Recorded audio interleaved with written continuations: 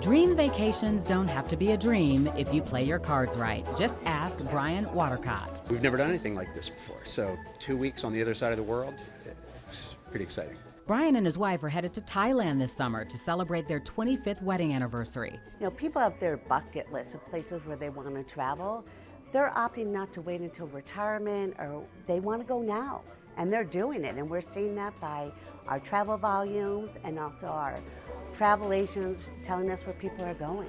A recent AAA survey shows 57% of Illinois residents plan to take a summer vacation this June or July, while a Forbes survey says about 39% of consumers say they will spend more money on travel this year than last. Here's the thing, you don't have to go into debt. There are a few strategies that you can put into place to help you make a great vacation for yourself and your family without overspending. Consumer savings expert Andrea Warrock says the most important step when planning a vacation is to be flexible. Be open to a few different destinations, and when you travel is really important. If you take time off during the week, you're going to find better rates on flights and hotels rather than just going away on a weekend when prices are up, because that's peak travel time. While some websites only track flights to and from one destination at a time, Warrock says there are others that allow you to select a few destinations at the same time to see which has the best travel deal. She also says buying a one-way plane ticket may be your ticket to some travel savings. People, when they look for flights, they just look at round-trip flights.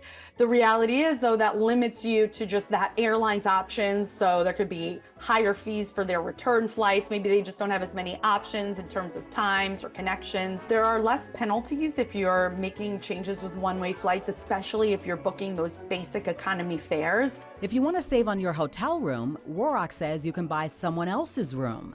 There's a site that allows people to sell their non-refundable rooms to other travelers. And because these people are stuck with a non-refundable room, they're usually willing to sell it at a discount. So this is a great way to find top hotels at a really good price. Warrock says it can also pay to skip the skies and hit the road instead for your vacation. Driving is going to be much cheaper for a family rather than flying.